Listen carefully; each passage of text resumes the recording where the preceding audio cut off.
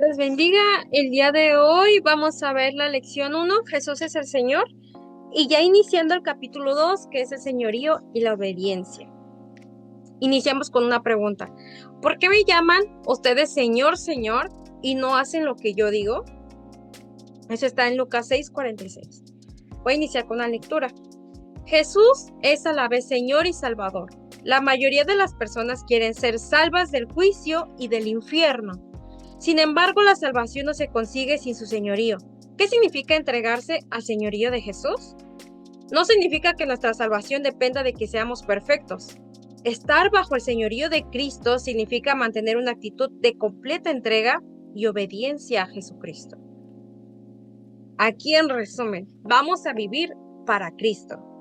Todo lo que hagamos, todo, desde que nos levantamos en la mañana, tomamos un café, desayunamos, vamos a trabajar, vamos a la escuela, todo lo que hagamos, está ya Cristo en nuestras vidas. Está en todo lo que hagamos y se lo entregamos a Él, por también mera voluntad. Y para poder vivir en Cristo, bueno, debemos de conocer su palabra, debemos de conocer qué es lo que Él quiere y busca de nosotros, y debemos de conocer el carácter del Señor, de Jehová y de Jesucristo. Vamos a iniciar con una pregunta. ¿Qué proclamó Pedro acerca de Jesús? Para eso tenemos que leer Hechos 6:36 para poder conocer la respuesta. Entonces la pregunta, repito, ¿qué proclamó Pedro acerca de Jesús? Recordemos que Pedro era uno de sus discípulos.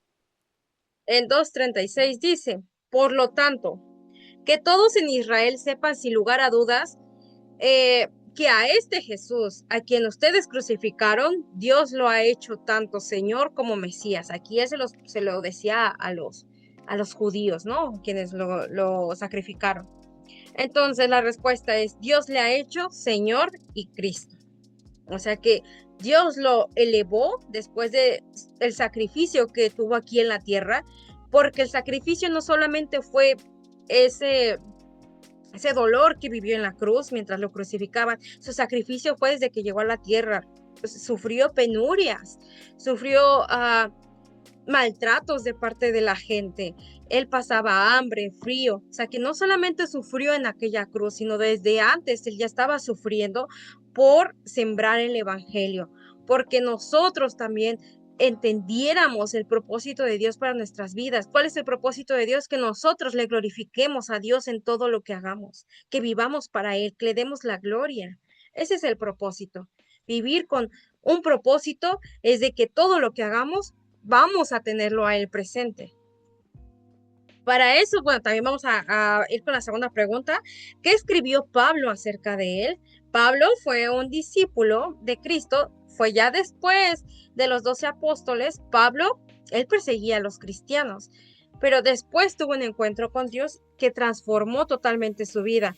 Pero aquí son varias respuestas. Para eso tenemos que ir a Filipenses, capítulo 2, y vamos a leer varios versículos. Vamos a iniciar con el 6 y les voy a dar la respuesta. La pregunta la repito.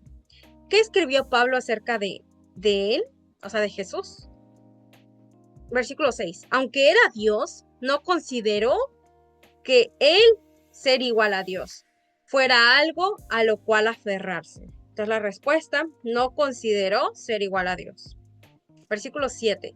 En cambio renunció a sus privilegios divinos, adoptó la humilde posición de un esclavo y nació como un ser humano. Cuando apareció en forma de hombre, la respuesta, se despejó a sí mismo tomando forma de siervo. Versículo 8. Se humilló a sí mismo en obediencia a Dios y murió en una cruz como morían los criminales. Respuesta, se humilló a sí mismo. Versículo 9. ¿Por qué la respuesta está tan corta después de un versículo largo? Bueno, aquí es simplemente porque el espacio es muy mínimo, entonces solo anotamos lo más relevante o la síntesis del versículo. Vamos con el versículo, ¿con cuál me quedé? 9. Por lo tanto, Dios lo elevó al lugar de máximo honor y le dio el nombre que está por encima de todos los demás nombres. Entonces, en respuesta, Dios lo exaltó hasta lo máximo o hasta lo sumo, o sea, lo supremo. Versículo 10. para que ante el nombre de Jesús se doble toda rodilla en el cielo y en la tierra y debajo de la tierra. O sea, aquí habla de tres, como digamos, atmósferas, en el cielo, en la tierra y debajo de la tierra. Entonces la respuesta es, en su nombre se dobla toda rodilla. Hablamos de toda, todo. Versículo 11, y toda lengua declare que Jesucristo es el Señor para la gloria de Dios Padre. Entonces, versículo 11, la respuesta es, todos confesarán que Jesús es el Señor. La pregunta 3, ¿cómo deberíamos recibir a Jesucristo? Aquí vamos un poco relacionados con la lección anterior, en el que habla cuando nosotros recibimos a Cristo y lo confesamos, pero también lo recibimos en nuestro corazón. La pregunta es, ¿cómo deberíamos recibirlo? Para eso vamos a ir a Colosenses, capítulo 2, versículo 6. Por lo tanto, de la manera que recibieron a Cristo Jesús como Señor, ahora deben seguir sus pasos. Leo el 7, arraigados profundamente en Él y edifiquen toda la vida sobre Él. Entonces, la fe de ustedes se fortalecerá en la vida que se les enseñó y rebosarán de gratitud. Entonces, la respuesta es arraigados, sobreedificados en Cristo, consolidados en fe. Sí debemos de recibir a Jesucristo. Pregunta 4. ¿Qué dijo Jesús a aquellos que no lo obedecieron? ¿Qué dijo Jesús? Tenemos que ir a Lucas 6:46. Ya lo habíamos leído. Así que, ¿por qué siguen llamándome Señor, Señor cuando no hacen lo que digo? Entonces la respuesta es, porque más adelante dice, un resumen. Dice, vamos a ir al 49. Pero el que oye y no obedece es como una persona que construye una casa sobre el suelo sin cimientos. Cuando las aguas de inundación azoten esta casa, se derrumbará en un montón de escombros. Entonces la respuesta es, ¿qué dijo Jesús a aquellos que no lo obedecieron? Que no tienen cimientos y les espera grande ruina. ¿Por qué no tienen cimientos? No tienen cimientos en la fe. Por eso no obedecen. Entonces, si nosotros en verdad recibimos a Cristo y Él está trabajando en nuestra vida, porque la salvación es un milagro, no, por eso no todos son salvos en el mundo y por eso no todos son salvos en la iglesia, porque debe haber un arrepentimiento total, genuino, de corazón, y debe Dios, el Espíritu Santo, trabajar en nuestra vida constantemente, día a día, debemos de ser renovados. Cuando eso no sucede, entonces porque no hay cimientos y no hay un verdadero arrepentimiento. Y si no hay cimientos en la fe, necesitamos prepararnos en la palabra, necesitamos conocer más a Dios.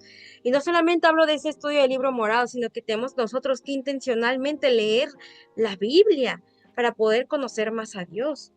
Vamos con la última pregunta. Según las palabras de Jesús, ¿quién entrará al reino de los cielos? Tenemos que ir a Mateo 7, o sea, Mateo capítulo 7, y vamos a leer del versículo 21 al 23. Dice, no todo el que me llama Señor, Señor, entrará en el reino del cielo. Solo entrarán aquellos que verdaderamente hacen la voluntad de mi Padre que está en el cielo. En el día del juicio, muchos me dirán, Señor, Señor, profetizamos en tu nombre, expulsamos demonios en tu nombre, e hicimos muchos milagros en tu nombre. Pero yo le responderé, nunca los conocí, aléjense de mí ustedes que violan las leyes de Dios. Entonces, en resumen, la respuesta a esta pregunta, ¿quién entrará al reino de Dios? El que hace su voluntad, el que hace la voluntad del Padre. Ellos entrarán al reino de Dios. Los que desobedecen, aunque hagan prodigios, porque recordemos que el nombre de Jesús tiene poder.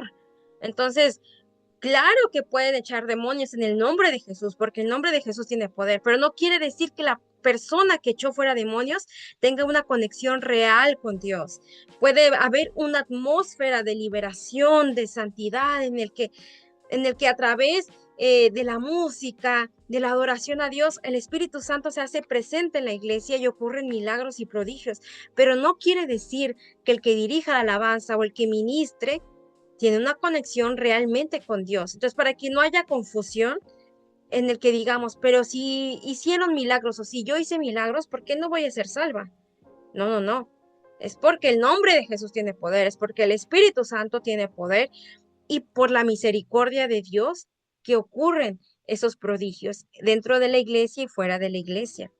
Pero no quiere decir que la persona que haya dirigido eso sea salva realmente.